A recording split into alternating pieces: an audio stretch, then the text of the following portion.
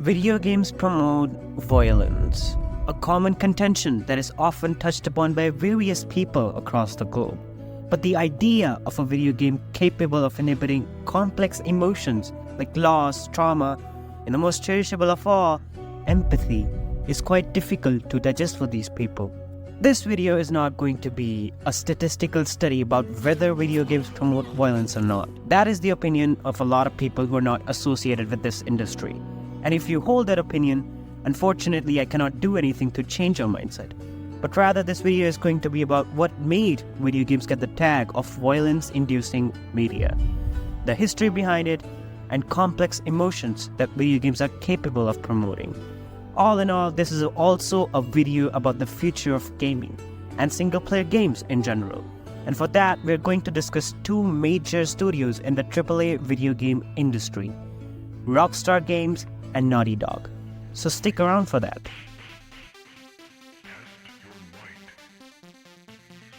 To begin with this conversation, we need to understand exactly where and how all this started. The year was 1992, and the news agencies just couldn't resist blaming the new tide that was taking over pop culture for all the existing problems of the world. Mortal Kombat. The game itself was a pretty big deal among the gaming community, but the rest of the world was made to think that every evil that exists was to blame on this video game.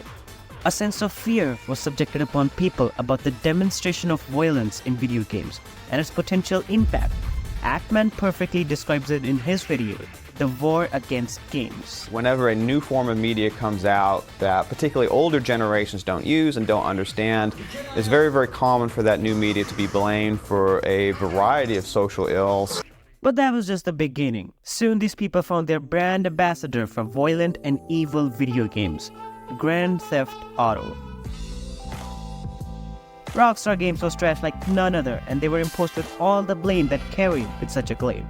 Soon, the fear took among the general people and parents, the effects of which I'm pretty sure we've all seen in our childhood. Media outlets raised concerns about the game's impact on the youth. They talked about how there was a direct correlation of violence in video games, making children more violent after a certain period of time. The game was criticized for its graphic violence, mature themes, and the ability for the players to engage in criminal activities like carjacking, drug dealing, and murder. Politicians also came into picture when all of this became a national concern at the time. Naturally, Rockstar Games faced significant backlash from these groups, which led to increased scrutiny of the game's content and its impact on the society.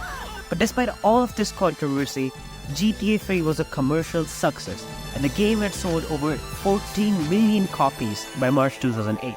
To this date, it is widely regarded as a landmark title in the video game industry, with multiple publications deeming it a revolutionary title for its advancements in game design and open-ended gameplay. All in all, the controversy factored in a way that it further contributed to the success of the game. The GTA title will now forever carry the dread of this conversation, and whenever a new GTA title comes, it will be impossible not to have this conversation. But there is one more game that will join GTA holding its hands in this subject, Call of Duty, and together they've become the reason for all of mankind's problems.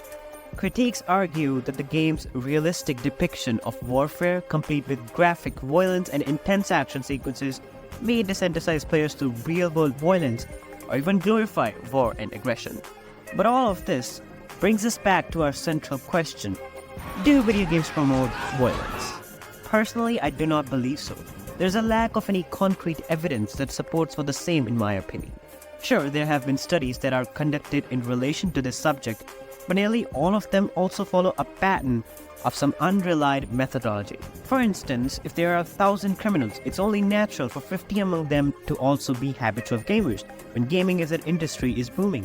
There's also a possibility of 50 of these criminals being movie enthusiasts, but that doesn't mean we blame movies for their crimes. There's a clear lack of any causation effects in this phenomenon. Furthermore, despite the increase in popularity of video games, there has been a constant decline of crime rates across the globe, which if video games were to promote violence, shouldn't have been happening. But of course, gaming is the evil of our society. I believe that interactive media is capable of much more than it is given the credit for, which is why this part of the conversation cannot be ignored when talking if video games promote violence or not. Because under all of this cloak, we forget to embrace the power of video games, the emotions they are capable of inducing. Because we're stuck in a mentality that video games cause a lot of serious problems. But the question is, where do you go from here? When you're tagged as this violence-inducing industry, what is the natural progression of video games as a medium? You see, every industry, after a certain period of time, needs to evolve. And in the mid-2000s, a studio wanted to change how we see games, how we interact with them. And while mature themes have been explored in video games for years at this point, this one studio really wanted to take it to the next level: Naughty Dog. Many people believe that Naughty Dog brought a natural evolution to gaming industry with The Last of Us, but I believe this progression would not have been possible if it wasn't for the Uncharted games. With Uncharted, Naughty Dog took the reign of cinematic video games into their hands and gave us the summer blockbuster of video games. Huge set pieces, action, humor, an experience at the end of which the player was bound to say, "Wow, that was amazing." But that was not where they stopped. During the development of Uncharted games, Naughty Dog wanted to explore how far could you go with the idea of exploring the world with your allies. How can you humanize these animated pixels? Was it possible for the player to care about their allies? Because gamers are supposed to be these violent creatures who can show no emotions. But they tried, and it worked. They came up with this idea that if you explore levels with your allies, you'd essentially be looking at the things on your screen through their lenses too. For instance, you see a dead body in the game, and if you could somehow imitate the possible reaction of the player and align it with the reaction of the allies, they will think that it's a mere coincidence. Or maybe these people think exactly the way I do. But instead, that would be a very calculated way of making the player empathize with the character of this world. This very act was exclusive to the realm of games.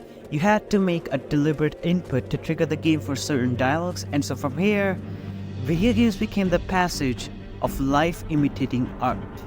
Gaming had found its new frontier to strive for: empathy. A lot of games that would come after this would go on to present their take on empathy, until again, the studio that was criticized for promoting violence and serious crimes would hammer one of the most complex human emotions with absolute perfection in its depiction. Red Dead Redemption 2 is the absolutely perfect depiction of how humans empathize in its most realistic form. But it weren't us who changed. From the beginning, you're thrown into this lost group of outlaws. You spend days surviving with this group, witnessing their mornings, their evenings, and their nights. You go from being absolutely ignorant about their situations and where they come from to caring about every single one of them. How you actually donate in the camp funds, or how you'd visit the camp during the night, hoping everyone's around the campfire, drunk in their melodies. Why? Because you empathize. Throughout this video, I keep stressing on this word so as to hammer home the feelings video games actually promote. You're my people! Besides the stigmatized imagery of being violent media, a lot of these games promote the idea of a feeling so important to human nature. And that is just the tip of the iceberg. Gaming is expensive and it's not limited to these few titles. But when talking about RDR2, you hate to see the screen when Arthur Morgan takes his last breath. It feels like everything has come to end only because of the death of a fictionalized person who's actually just a compilation of pixels. And it became a full circle moment for Rockstar Games, the company that was once being scrutinized for promoting violence and was subjected to the evil of real-life issues, gave us one of the most mature and thought-provoking piece of media in the end. What I want to say is that video games are capable of giving life to emotions that were left unknown to our civilization, and that too in such a strong manner that nothing competes against it. Video games can imitate life in such a way that emotions that arise due to such imitation are not two-dimensional. It is a series of emotions. Sometimes understanding these emotions can become a difficult task too. You cannot pinpoint exactly what you feel with video games. In the end, the question that led to all this: do video games promote violence? The answer to me is no, they absolutely do not. They give me the reason to empathize, a reason to look at the world in a much more positive manner. What is not being talked about is the effects of this violence on the developers of the game, how when they strive for ultra-realism, the mental effect it imposes on them, constantly watching the most gruesome ways to simulate violence in the most realistic forms. But that's a video for another day. For this video, what's most important is for gaming to decide where it goes from here. Just like how it decided in the mid-2000s, it needs to again find that frontier it will strive for in the future, and ultimately how it will continue to define art.